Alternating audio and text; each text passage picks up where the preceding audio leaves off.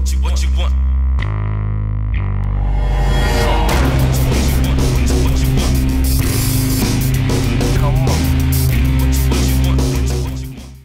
Welcome back to part 5 in this series on the Evil Joker.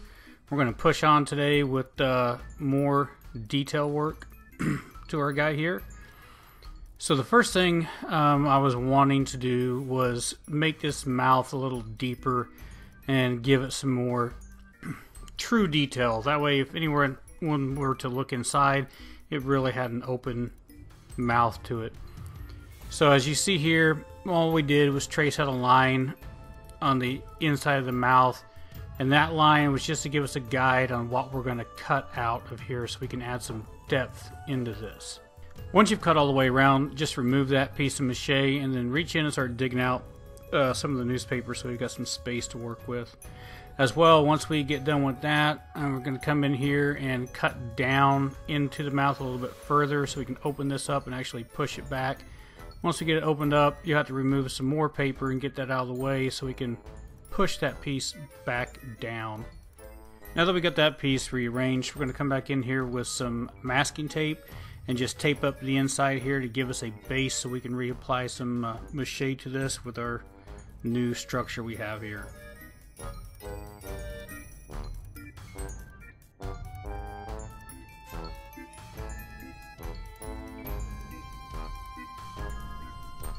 So what I'm doing here, this cheek was just a little bit higher on this side than it was the other side. And I wanted to even that out before I got into detail, so I just cut the piece out there and put a little tape over it so I could flatten it out more. Now right here what we're going to do is I'm fitting in a 1-inch piece of wood that's a mock-up for the eyes that we made earlier. So just cutting that back out until this fits in pretty decent. Now actually I could probably stop right there. That'd be smart. Stop, don't dig any more out, you've done enough, but you know, I didn't. So anyway, made the shape for the ball. Didn't have to dig out quite as much as I did right then and there, because as you'll see later on I had to go back in and fill it in, but that's okay, live and learn.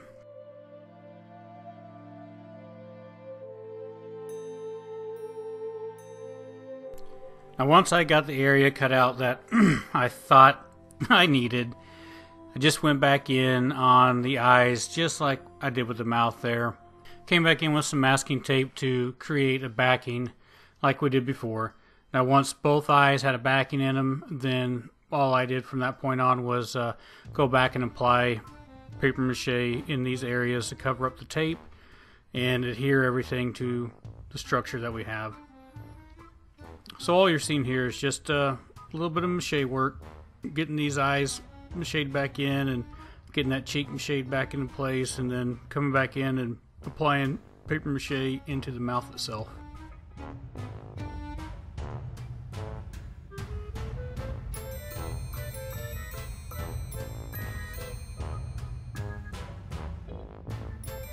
Alright, so while that dries, we'll make a tongue. Just take a piece of newspaper, roll it up in a small little roll, fold it over, cut it in half, and then go ahead and tape up each piece. You want to fit it to your mouth, see how long it is, because you don't want your tongue to be too long. It's just got to fit in there and leave room for those teeth. So once I had those rolled up and taped up into sections, then I just hot glued them together. Applied a little more masking tape to it to create the tongue shape, and then covered it with strip paper mache. Now that our mache is dry, we're going to come back in, add a little detail, just using some clay. Just going to spread it over the top side of the tongue. That's all we need to add the detail to. Very simple. Just spread it out over it, and then come back in with the end of a spoon and score a line right down the middle to create that crease. Then I just came back in with a paintbrush and some paper mache paste and smoothed this over just a little bit so it didn't look quite so rough. And then set that thing out to dry. So here's where things get interesting.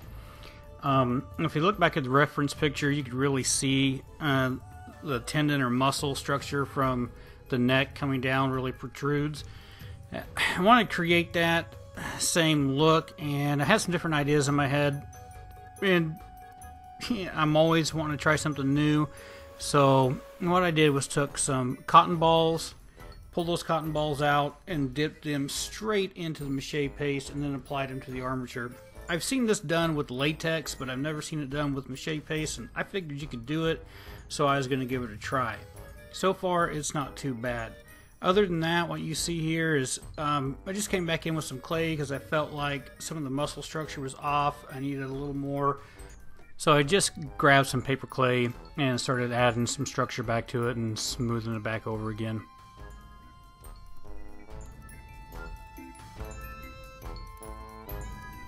Alright, it's time to put the eyes in this thing. So there's one of those eyes we got all finished up, and they really came out nice. I was pretty well pleased with those. They look really good. Alright, so let the fun begin. Just set your eyes into those sockets, position them however you want, play with them. You can make them look up, look down, side, whatever you want. Anyway, what I chose is to make these things look straight out ahead. Once I got the eyes where I liked them and in the basic visual direction that I wanted them, I just set back and glued them into place.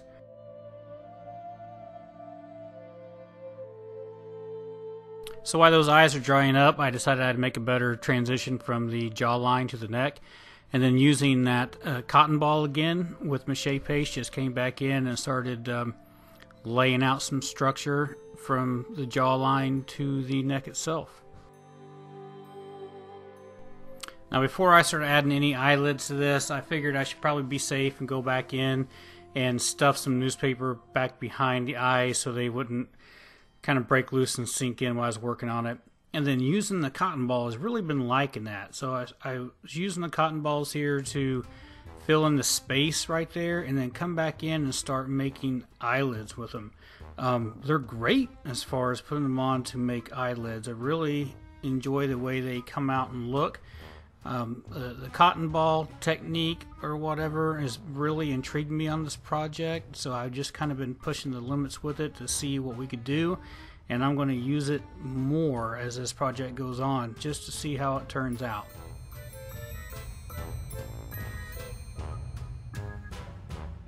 Now that we got one eye done, we're just going to come back in and do the same procedure that we did with that eye on the other eye. Come back in with the cotton ball and mache paste, fill in the gaps, and then come back over and make our eyelids right over the top of the eye itself.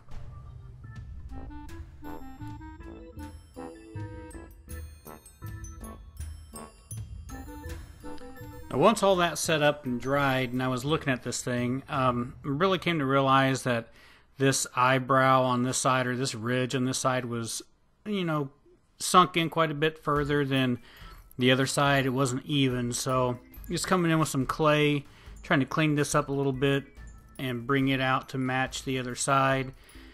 Then coming back and looking at that reference picture too, I realize I've got these big huge gaps between the sides of the eyes and where these ridges are supposed to come down.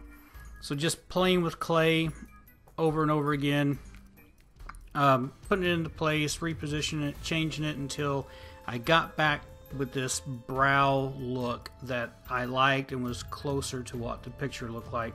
Felt like I was getting away from the reference picture, so just came back playing with clay basically over and over again until I was happy with it. While that clay work is drying up, I took some cotton balls and came back in here and lined the inside of the mouth. It has a great texture as far as being on the inside of the mouth as well. Got this last bottom piece done, put in there. Well, now while it's wet, we're going to take that tongue that we've made earlier that's dried up and put it into place. With that being wet, you put that in there and it's going to glue that tongue into place. Now that that muscle texture has dried up, we're just going to come in here with some blue shop towel and apply a layer of skin over everything we've done. Now keep in mind, this all seems really fast. It takes a day or two for that cotton ball and stuff to dry up. You've got to make sure that that stuff is dried up and cured before you go laying skin over the top of it. Otherwise, it's not going to cure properly underneath. So just keep that in mind. Make sure everything dries up before you move on to the next step. So this step is just fairly simple. You taking that blue shop towel, dipping it in paper mache paste, and then just covering your armature, covering up all this work we've done with a nice layer of skin.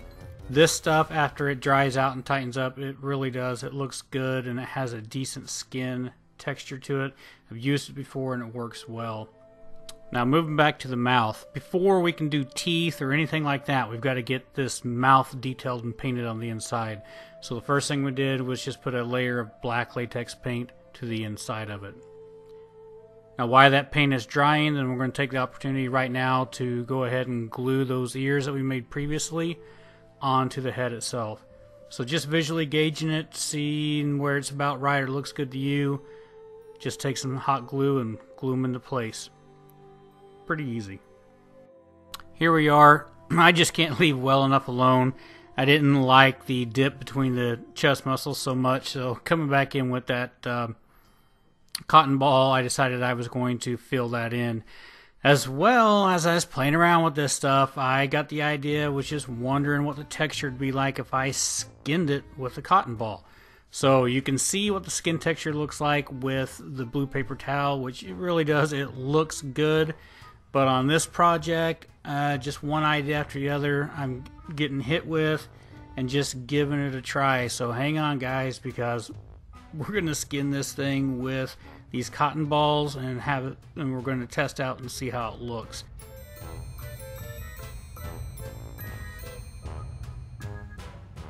Now that the blacks had time to dry, we're going to come back in with some white and do a little dry brush action here.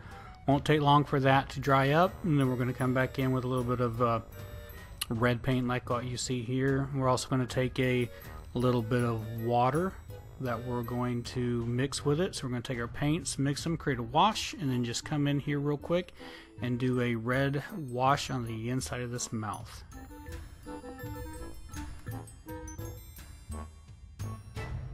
Now here we are back to experimenting.